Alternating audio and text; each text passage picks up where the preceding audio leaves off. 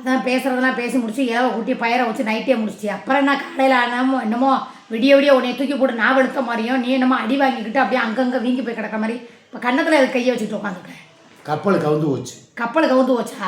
நீ பக்கத்தில் இருக்க கம்மாய்க்கே போக மாட்டியா? உனக்கு எதுக்கு கப்பல்? மூடிக்கிட்டு சொல்ற. நான் கேட்குறேன், உனக்கு நான் அடிமையா எனக்கு நீ அடிமையா? நீ என்னைய தேடி தானே நீ வந்த, என்னைய தேடி தானே நீ வந்த, உன்னைய தேடி எது நான் வந்தேனா? ஒரு நிமிஷம் இப்படியே இது பண்ணு.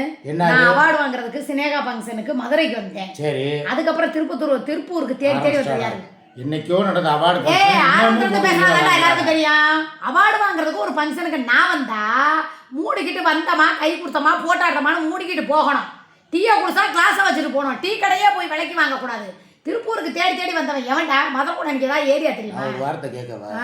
ஒரு விஷயம் நான் ஒன்று கேட்டேன்னா ஆறாமற ஒரு குடும்ப பொம்பளை மாதிரி அமைதியாக பதில் வச்சு. நான் குடும்ப பொம்பளை இல்லை. ஏன் இப்படி வந்து இப்படி கத்திக்கிட்டு கதறிக்கிட்டு உட்காந்துக்கிட்டு என்னை போட்டு டென்ஷன் ஆக்கி லைவை கெடுத்து நேற்று நைட்டு நீ என்ன அநியாயம் பண்ணுங்கிற உனக்கு போதையிலே போட்டியா?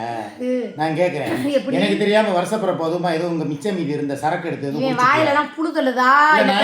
அப்படிதான்டா தோணுது. நம்ம சாதாரணமாக பேசணும். நேற்று நைட்டு நடந்தது உங்களுக்கும் தெரியும்ல.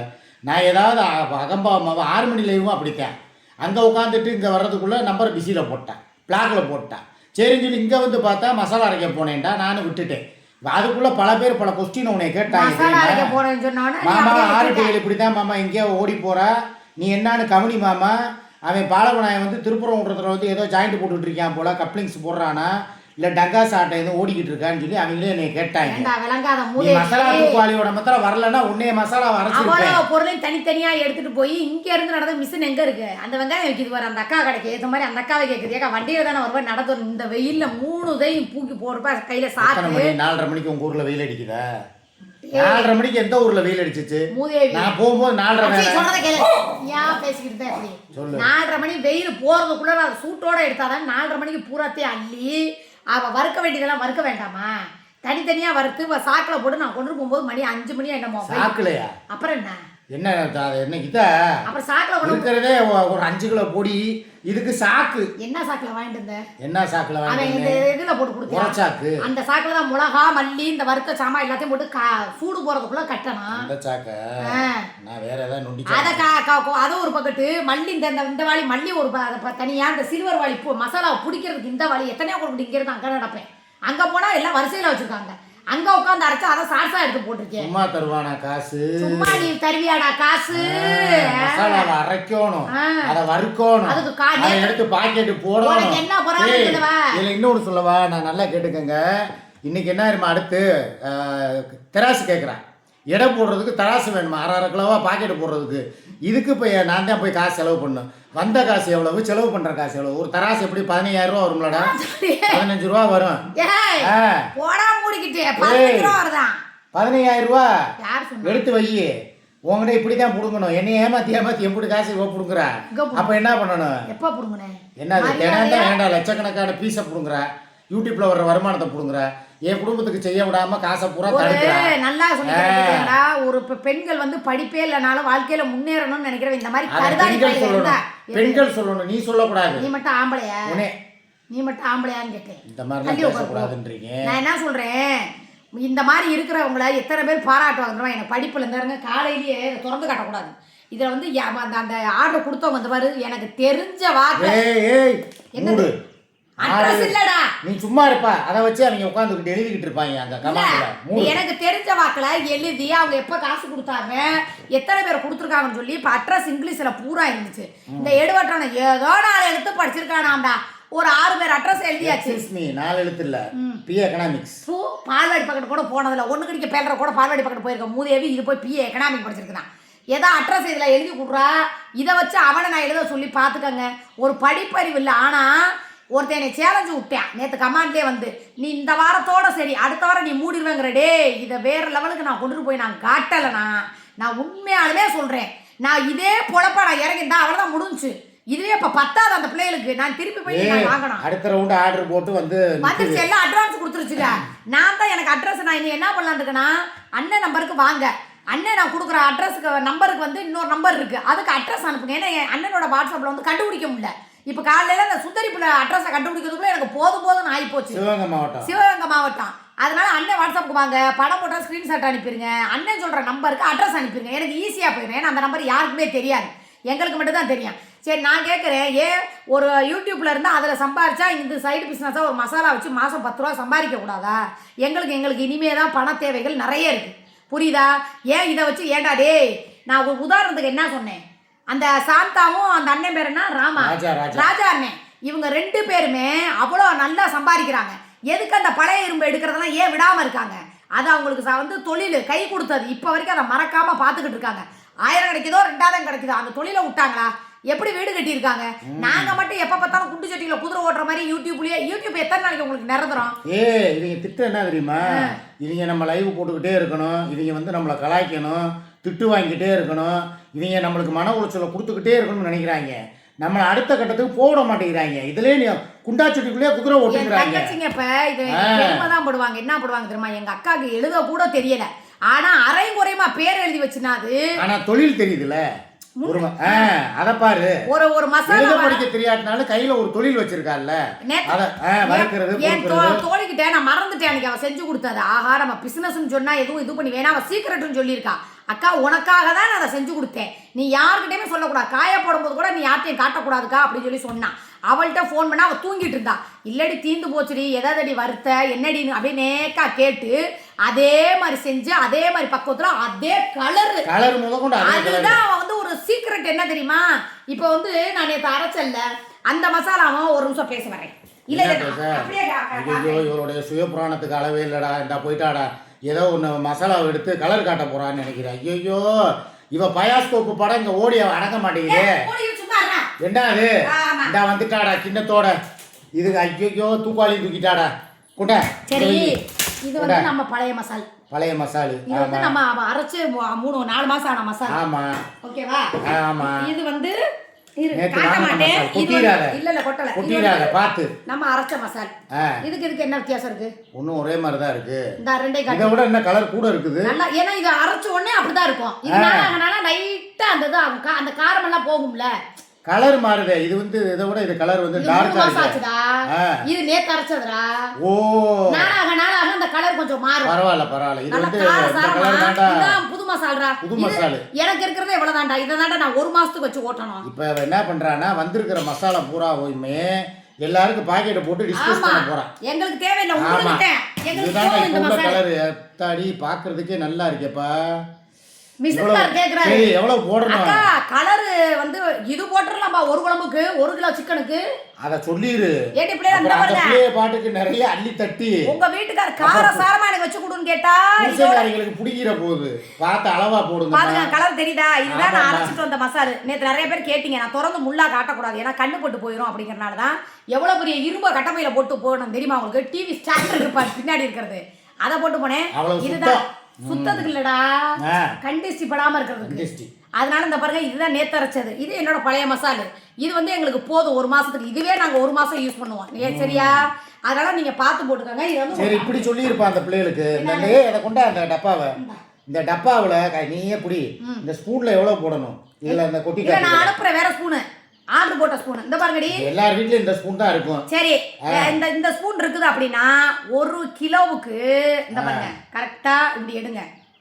பாத்தீங்களா? உங்களுக்காக சாம்பிள் காட்டுறேன். 1 நல்லா காரமா சாப்பிட்ற ஆம்பளை தம்பிகளா இருந்தாலும் சரி, அண்ணனா இருந்தாலும் சரி, ஆம்பளையை தான் காரமா சாப்பிடுவாங்க. இது ஒரு 2. அதுக்கப்புறம் பாத்தீங்கன்னா ஒரு இந்த பாருங்க 1/2 ஸ்பூன், 2 ஸ்பூன், 1/2 கிலோ மல்லித்தூள். இது 1/2 கிலோங்கிற 1/2 ஸ்பூன் மல்லித்தூள். அவ்வளவுதாண்டி. இது ஒரு மசாலா போட்டீங்கன்னா உங்க வீட்ல இருக்கும்ல. ஆமா, வேணும்னா சொல்லுங்க, இந்த அடைய அரைச்சு வச்சிருக்கேன். ஆனா முக்கியமான உங்களுக்கு தான் அது. இவ்வளவுதாண்டி மசாலு. வேற கரம் மசாலு, மல்லித்தூள், மிளகாப்பொடி எதுவுமே போடாதீங்க. இந்த ஒரே ஒரு மசாலா தூளை வச்சு தான் நான் எல்லா சமையலும் செய்கிறேன். சரியா? ஒரு வாட்டி வாங்கி முயற்சி பண்ணி பாருங்க. அப்புறம் உங்களுக்கு என்னென்ன தேவை அப்படிங்கறத பாருங்க. கறி குழம்புக்கு கோழி குழம்புக்கு மட்டுமா? நான்வெஜ் ஃபுல்லாவே. புளி குழம்புக்குலாம் போடலாமா? புளி குழம்புக்கு போடலாம். அதாவது 1/2 ஸ்பூன் பேருக்கு. ஏன்னா இதுல பட்டகிராம் சேர்த்துருக்குல்ல, அதனால வந்து இதுல முழுக்க நான்வெஜ்ஜுக்கு தாப்பா. நீங்க நான்வெஜ்ல என்ன செஞ்சாலும் சரி, அப்புறம் அந்த என்னடி இருக்கும் ரவுண்டா இருக்குமே, இது கனவா அது கிரேவி எல்லாம் செய்வீங்க பாத்தீங்களா? அதுக்கு இது என்ன பண்ணணும்? 1/2 ஸ்பூன் போடணும். ரொம்ப அதுக்காக 2 ஸ்பூன் அள்ளி கொட்டி விடாதீங்க. 1/2 ஸ்பூன் காரம் தாங்காதது எல்லாத்துக்குமே. இப்போ இறால் கிரேவி செய்றீங்கன்னா ஒரு 3/4 ஸ்பூன், ஒரு 1/2 ஸ்பூன் மல்லித்தூள் அப்படி போட்டுக்கோங்க. சரியா? நான் வேணா உங்களுக்கு கனவா வேணா செஞ்சு காட்டுறேன். நான் சமைச்சது நாங்கள் சாப்பிட மாட்டோம், எங்களுக்கு அது பிடிக்காது. சரி, உங்களுக்காக நான் எல்லாத்தையும் செஞ்சு காட்டுறேன். இது 1 கிலோ வாங்கினீங்கனாலே 3 மாதத்துக்கு வரும் உங்களுக்கு, நீங்கள் சமைக்கிறதுக்கு. அதுதான் ஹைலைட்டு. 2 அரை கிலோவே 2 மாதத்துக்கு வந்து 2 மாதத்துக்கு வரும். ஏன்னா உங்கள் வீட்டுக்காரர் இந்த மசாலா சொல்கிறாங்க என்ன 500 ரூபாயா வெளியே. நான் சொல்கிறேன், இதுக்கு மாத்திரம் நான் விளக்கம் கொடுத்துறேன், கேட்டுக்கங்க. பிரியாணி விற்கிது. அம்சவழியில் போனீங்கன்னா அரை பிளேட்டு பிரியாணி எவ்வளோ தெரியுமா? 280 ரூபா. அதே வந்து ரோட்டு கடையில் வாங்கினீங்கன்னா வெறும் 60 ரூபா 70 ரூபாய்க்கு தர்றாங்க. 2 பிரியாணி ஆயிருமா? கிடையாதுல்ல. அதை மாதிரி தான் சில பேர் கால்குலேஷன் போடுறாங்க. அந்த கம்பெனி பொடி மொத்தம் அவ்வளோக்கு வருது, அரை கிலோ, நீங்கள் இவ்வளோ வருதுன்னா கை பக்குவம் இருக்குது. மசாலாக்கள் அதிகமாக நாங்கள் ஜாயிண்ட் கலப்படம். நான் கலப்படத்துக்கே விடு, கலப்படங்கிற பேச்சே வேணாம். நான் சொல்றது சில கம்பெனிகள் போடுறது கம்மியாக போடுவாங்க அளவு. நம்ம போடுறது பல வகைகள். சரி, 16-17 வகைகள் போடுறாங்க. நான் கேட்குறேன், ஏன் மசாலாவையும் அவங்க 1 மாதம் ஃபுல்லாக வெளியே வைக்கட்டும், இவங்க கடையில் வாங்குற மசாலாவே 1 மாதம் வெளியே வைக்கட்டும். எது சீக்கிரம் வண்டு வைக்குதுன்னு பார்ப்போமா? அது நம்மளுக்கு வண்டு வைக்குது, இது வேணாம். நான் என்ன சொல்றேன்னா, 5 ஸ்டார் ஹோட்டல்லையும் சூப்பு விற்கும். அங்கே போனீங்கன்னா 1 கப்பு சூப்பு எவ்வளோக்கு வாங்குறீங்க? 100 ரூபா 150 ரூபாய்க்கு வாங்குவீங்க. அதே இந்த ரோட்லேயும் இந்த தள்ளுவண்டி கடையிலையும் சூப்பு விற்கும். அது எவ்வளவு? கப்பே 20 ரூபா தான். அதனால் டிஃப்ரெண்ட் இருக்குது. நல்லா டேஸ்ட்டாக சாப்பிட்ணுன்னு நினைக்கிறவங்க காசை பெருசாக நினைக்க மாட்டாங்க. 1000 ரூபா கொடுத்து கறி வாங்குறவங்க அரை ஸ்பூனு மசாலா பொடி போடுறதுல என்ன குறைஞ்சு போயிட போகுது? அது அந்த கறிக்கே டேஸ்ட்டை கூட்டி கொடுக்கும். வீட்டு மசால் கிடைக்க வந்து அது எங்க மதுரை சமையல் மாதிரி இந்த மசால் மதுரை மசால் தெரியுமா? நாளைக்கே ஒன்றும் இல்லைங்க, திடீர்னு ஒரு லக்கி. நான் அதை சொன்னதை தான் உங்கள்கிட்ட சொல்கிறேன். ஒரு கல்யாணம் வைக்கிறாங்க, சூர்யா எங்களுக்கு ஒரு 5 கிலோ அரைச்சி கொடுத்து விடுப்பாடம் தான், அப்படியே வாளியோடு அரைச்சி அப்படியே கொரியர் போட்டு அனுப்பிடுவேன். முழுக்க அந்த கடா விட்டு கோயிலில் இது விட்டுறாங்களாங்க, கடா விட்டு அதுக்கெல்லாம் இந்த மசாலா போட்டாலே போதுங்க. ஒன்றுமே இல்லை, வெங்காயம் தக்காளி இஞ்சி போட்டு இந்த மசாலு போட்டு நல்லா கிண்டி விட்டு தேங்காய் அரைக்கணுமா எண்ணெய் அரைச்சி ஊற்றி கொதிக்க விட்டு மட்டும் சாப்பிட்டு பாருங்க. அதுக்கப்புறம் உங்களுக்கு என்னோட கைப்பக்கம் வந்துடும். நான் இது நேற்று எவ்வளோ சுத்தமாக எடுத்தேன் தெரியுமா? முரத்தில் போட்டு எடுத்து புடச்சி போட்டு திருப்பி அங்கே உண்டா விடிய திறந்து வச்சுருந்தேன். ஏன்னா சூடு இருக்கக்கூடாதுன்னு சொல்லி பேப்பரில் போடக்கூடாது. அந்த காட்டமெல்லாம் வெளியே போயிருந்தாலும் அப்படியே திறந்த மாதிரி வச்சுருக்கேன். இந்த ஒரிஜினல் மல்லி 1 கிலோ மல்லி அரைச்சிட்டு வந்து வச்சிருக்கேன் பாருங்க. எனக்கும் முக்கியமானவங்களுக்கு என் தங்கச்சிக்கும் போட்டு அந்த மல்லியை நான் தான் அப்படி போட்டு கசக்கி பார்த்து நாட்டு மல்லி மோந்து பார்த்து அதுக்கப்புறம் வாங்கினேன். நல்லா வர மல்லி சூப்பராக இருந்துச்சு. ஒரு படி வந்து அது விலையை சொல்ல வேணாம், சரியா? அதுவும் நாங்கள் அனுப்பி விடப்போம். நான் என்ன சொன்னேன், கடையில் வாங்குறது வெள்ளையா இருக்குன்னு சொன்னேன். ஆனால் அந்த அரைச்சது பாருங்க, இதுதான் ஒரிஜினல் மல்லி. இந்த பாருங்க 1 கிலோ அரைச்சிட்டு வந்து வச்சிருக்கேன். இவ்வளவு நான் யூஸ் பண்ணல. முக்கியமான தங்கச்சிகளுக்கு மல்லித்தூள் இந்த பாரு, இது ஒரிஜினல் மல்லித்தூள், சரியா? ஏண்டா வாசமே பார்த்தீங்கனாலே தெரியும். ஏன்னா அந்த இது போட்டால் எனக்கு மனசு இதாக ஆகலப்பா. என் கேரக்டரை எப்பவுமே எப்படி தெரியுங்களா, அது வந்து மனசு ஏற்றுக்காது, சரியா? சரி, வேற என்ன? வேற இருந்தா இருங்க. நான் என்ன சொல்ல வரேன்னா, முக்கியமான விஷயம், நீ பேசுனதுனால நான் அமைதியாக இருந்தேன். ஒருத்தவங்க ஒரு தொழில் செய்கிறதுல இவ்வளோ ஆர்வமாக இருக்கா, அவள் பேச்சை பார்த்தீங்களா? நானே பார்த்து அதிசயமாக எனக்கு போச்சு. இவ்வளோ தூரம் ஒருத்தவங்க ஆர்வமாக இருக்கான்னா அதை வந்து டிஸ்அட்வான்டேஜ் பண்ணாதீங்க, அவங்கள வளர்த்து விடுங்க. சரி, எத்தனை நாளைக்கு தான் பாவம் அந்த பிள்ளையும் இந்த இதுலேயே மீடியாக்குள்ளேயே இப்படியே குப்பை கூட்டிக்கிட்டே இருக்கும். வளர்ந்து முன்னேறணும்னு நினைக்குது. அப்போ முன்னேற்ற பாதைக்கு உண்டான வழியை வந்து நீ வாழ விட வேணாம், அதாவது வழியவாது விடு. நீ வந்து ஊடால வந்து இந்த பொடி அப்படி இருக்கும் இப்படி இருக்கும் இதை வாங்காதீங்க இந்த மாதிரி கமாண்டு போடாத தயவுசெய்து. ஒருத்தவங்க ஒரு அடுத்த ஸ்டெப்புக்கு போகிறாங்கன்னா அவங்க பாடு, அவங்க தங்கச்சி பாடு. நீங்கள் உங்களுக்கு என்னடா வேலை? இந்த ஊடால வர்றாங்க பாரு, இந்த கேனா பூனா, இந்த பிச்சுமணி, இந்த அனிதா மாமா எல்லாமே இப்போ வரைக்கும் 15,000 கொடுத்துருக்குதுங்க. மசாலாவை அரைச்சி கொடுத்து அவங்க, அதாவது பொம்பளைங்க சமாச்சாரம். இதில் உங்களுக்கு என்னடா வேலை? உங்கள் வேலையை மூடிக்கிட்டு உங்கள் இதை மூடிக்கிட்டு போங்கடா. வந்துடுறாங்க. இதில் பொம்பளை பிள்ளை யாருமே கமெண்ட் போடுறது இல்லைப்பா. இவங்க தான் வந்துக்கிட்டு அந்த மசாலா வாங்காதீங்க, அந்த மசாலா வாங்காதீங்க. என்ன சொல்கிறேன்னா, இந்த திருப்பி எல்லாம் காசு போட ஆரம்பிச்சு இந்த நான் தேடுறேன். நேற்று ஒரு பிள்ளை போட்டுருச்சு, யார் அந்த பிள்ளைங்கிற அந்த பிள்ளை இப்போ இன்னும் வரல வாட்ஸ்அப்புக்கு. நானே இந்த சுந்தரி புள்ளி அட்ரஸை இப்போ நான் தான் கண்டுபிடிச்சேன். எவ்வளோ நேரமா 1/2 மணி நேரமாக தேடி இருக்கேன் வாட்ஸ்அப்பில். எனக்கு அது நான் இப்போ கையோட நான் காசு எங்களுக்கு வேணாம், எனக்கு வேணும் காசு எங்களுக்கு போதும்ப்பா. சாப்பிட்ற சாப்பாட்டு காசுப்பா. கூட ஒரு ஸ்பூன் போட்டாலும் கூட அதுக்கு வயிறார சாப்பிட்டுச்சே. இன்னைக்கு தான் எனக்கு நல்லா வயிறார சமைச்சு கொடுத்துருக்கேன். இன்னைக்கு தான் நான் சொல்கிறேன், ஒரு தடவை வந்து இந்த சமையல் பொடியை வாங்கி இந்த மசாலா கறி மசாலாவை வந்து நீங்கள் போட்டிங்கன்னா அதுக்கப்புறம் உங்கள் நாக்கு உங்களுக்கு அடிமை. அந்த அளவுக்கு அக்கா அக்கா அக்கா எனக்கு இன்னும் கொஞ்சம் வேணுக்கா செஞ்சு கொடுங்கக்கான்னு சொல்லுவீங்க. ஏன்னா என்னைய பார்த்துக்கங்க, எனக்கு நானே எப்படி சாப்பிட்றேன், சொட்டான் போட்டு சாப்பிட்றேன்னு தெரியுதா? அப்போ அந்த நல்லா இல்லாமல் சாப்பிடுவேன் நான். அதனால் நீங்கள் நல்லா புரிஞ்சுக்கோங்க. நல்ல சமையல் செஞ்சு நல்ல புருஷன்மார்களுக்கு கொடுக்கணும், நீங்களும் நல்லா சாப்பிட்ணும், பிள்ளைகளுக்கு கொடுக்கணும், என் மருமைகளுக்கு வந்து கொடுக்கணும்னு நினச்சிங்கன்னா நல்லபடியாக அந்த மசாலா வாங்க, நல்ல டேஸ்ட் நல்லா இருக்குது. சாப்பிட்டு பார்த்தவங்க அடுத்தடுத்து நீங்கள் ஆர்டர் கொடுப்பீங்கிறது எங்களுக்கு தெரியும். ரிவ்யூ கொடுங்க. வாய்ஸ் மெசேஜ்லாம் எப்படி இருந்துச்சுக்கா, இன்னைக்கு உங்கள் வீட்டுக்காரர் என்ன சொன்னாருங்கிறத வாட்ஸ்அப்பில் அழகாக சொல்லுங்க. சரியா? இவங்க கிட்டே ரிவ்யூ கேட்குற அந்த பிள்ளைய கொடுக்கும்ல, இவங்க வந்துக்கிட்டு ரிவ்யூ கொடுத்தாங்க பாரு நம்மளுக்கு ஹோட்டலில். நல்லா தங்கிட்டு வெளியே வர்றதுக்குள்ள உட்காந்து அந்த ஹோட்டலையே நாரடிச்சு. இன்னொரு பெருமையை சொல்லவா, நாங்கள் வந்து சித்ரா மெஸ்ஸை வீடியோ எடுத்து போட்டோம் தெரியுமா? அதில் நேற்று உங்கள் மாப்பிள்ளைங்க யாரா போய் சாப்பிட்டீங்க? மாமா எங்க முன்னாடி நெய்யை ஊற்றி ஊற்றி ஊற்றி ஊற்றி காட்டுற கொக்கால ஒலி இப்போ பாரியா நீ அப்படின்னு சொல்லிட்டு யாரும் சித்ரா மெஸ்ஸில் போய் சாப்பிட்டு எங்களுக்கு வீடியோ எடுத்து போட்டாங்க. நாங்களும் அதே மெஸ்ஸில் சாப்பிட்டோம்னு போட்டு நான் உனி வவுத்தவழி வந்து சாப்பிடாங்கன்னா என்னைய அந்த நெய்யும் அந்த பொடியும் அவ்வளோ டேஸ்ட். முக்கால்வாசி அங்கிட்டு இருக்கிறவங்களுக்கு இந்த சைவத்துக்காரவங்களுக்கு அந்த ஹோட்டல் ரொம்ப பிடிக்கும். இது வந்து எந்த ஒரு விளம்பரத்துக்காகவுமே கிடையாது.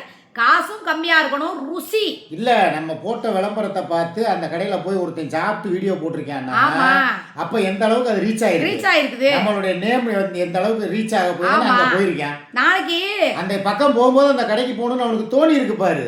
பிள்ளைகளா, நான் உங்களுக்கு ஒரு அட்வைஸ் சொல்லவா, ஒரு தொழில் ஆரம்பிக்கும் போது 1000 எதிரிகள் நமக்கு வரதான் செய்வான். இது இப்படி, அது அப்படி, இது இப்படி, இதை வாங்காதீங்க, அதை நேற்று ஒருத்தன் சொல்றான், இந்த பொடியை வாங்காதீங்க, இந்த பொடியில என்னமோ சொன்னாங்க, சிக்காவை கண்ட இடத்துல எல்லாம் என்னென்னமோ பண்ணிட்டு அந்த கையிலே இந்த மசாலாவை செய்வாங்க. என்னென்ன பேசுங்க.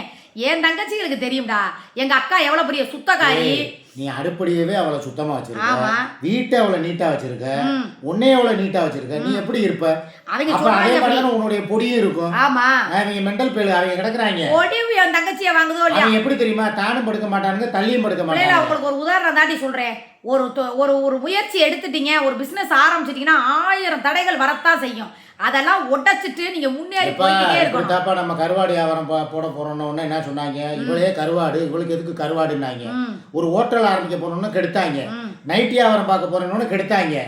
எல்லாம் நீங்க கெடுதல் பண்றதா வேலை. நாங்க நினைச்சோம்ல மனசுலயே வைக்க கூடாது. கல்லு வண்டி கடைய போட்டு நான் இன்னொரு கேட்டுக்க சர்டிபிகேட் எடுக்க போறோம், நம்ம போய் எடுக்கலாம். ஆன்லைன்ல எடுத்தறேன்டாங்க. நான் இப்ப இது 2 நாள் பாப்பேன். ஆமா, டெவலப் ஆயிருச்சுனா இதுக்குன்னு ஒரு புள்ளைய போட்டுருவேன். இப்போ என்ன பண்றாங்க தெரியுமா? அதை வச்சு நம்மள பிளாக்மெயில் பண்றாங்க. இவங்க சர்டிபிகேட் வாங்கல நாளைக்கே வாங்கிடுவோம், அப்புறம் நீங்க எங்கடா போய் வச்சுக்கிறீங்க உங்க மூஞ்சிய? நான் ஒன்னு சொல்லவா, இது என் தங்கச்சிகளை கொடுக்கிறதுக்கு எதுக்குடா சர்டிபிகேட்? நான் பப்ளிக்லயே சர்டிபிகேட் எடுத்து அப்ரூவ்டாவே கொடுப்போம். இப்போ என்ன பிரச்சனை? தங்கச்சிகளா இருக்கட்டும், தாய் பிள்ளையா இருக்கட்டும், அப்ரூவ்டோட கொடுப்போம். FSA ஏதோ சர்டிபிகேட் ஏதோ சொல்றாங்க. அரைச்சிருக்கேன் 5 கிலோவுக்கே சர்டிபிகேட்டா? சரி விடுங்க, அடுத்து பெருசா உங்க வாய் முறுத்தம் பழிக்கட்டும். சர்டிபிகேட் வாங்குற அளவுக்கு பெரிய லெவல்ல கொண்டு போறேன். சர்டிபிகேட்லாம் ரொம்ப செலவாகாது. கொஞ்சம் பொடியை கொண்டு போய் கொடுத்தோம்னா அதை டெஸ்ட் பார்த்துட்டு ஓகேன்னு ஒரு சர்டிபிகேட் தருவாங்க. கலப்படம் இதுல எதுவுமே இல்ல அப்படினா அவங்க ஒரு சர்டிபிகேட். இது எதுக்கு சர்டிபிகேட்னா, இத என்னென்ன போட்டுருக்கோம், எத்தனை பொருள் சேர்த்துருக்கோம், ரெண்டாவது இதுல கலப்படம் இருக்கான்னு ஒரு சர்டிபிகேட் கொடுப்பாங்க. அவ்வளவுதான்டா. இது என் தங்கச்சிகளுக்காக கொடுக்கறதுடா, வேற ஒண்ணும் இல்லடா. சரிடா, ஆமா, ஊண்டி செய்றோம். ஆமா, அவ்வளவுதான். கண்டிப்பா ஜெயிப்பண்டா. எவவே நீ வந்து இத செய்யக்கூடாது, இந்த தொழில இதோட சரி இந்த கரிப்பி இதை மூடணும் முடியாது. வாரத்துக்கு 2 பார்சல்னாவது நான் போடுவேன்டா. எனக்கு என்ன வீட்டுக்கே டெலிவரி வரும், இல்லைன்னா நான் ஒரு போறாரு அழகா வாப்ப வாங்கிட்டு வாப்பனா வாங்கிட்டு கொடுக்க போறேன். நான் ஜெயிக்கணும்னு முடிவு பண்ணிட்டேன்னு வச்சுக்க. அந்த பப்ளிக் இந்த மீடியாவுக்குள்ள எப்படிடா வந்தேன்? ஒத்த பொம்பளையா வந்தேன். அதே மாதிரிதான் நீங்க ஒத்த பொம்பளையா. அப்ப எழுத படிக்க தெரியாதுல்ல, அவ்வளவுதான். பரவாயில்ல, அவரை வச்சு எழுதிக்கிறேன், இல்லைன்னா ஒரு பிள்ளைய போட்டு கூட அழகா அந்த திலீப்பா இருக்கிற வரைக்கும் நான் கண்டிப்பா ஜெயிச்சு காட்டுவேன்டா. இந்த மசாலா உலகம் எங்கு பேர் சொல்ற அளவுக்கு நான் நடத்தி காட்டியே தீருவேன். இது என்னோட ஆமா சிக்கா சூர்யா மசாலா. சரியா? பாய்.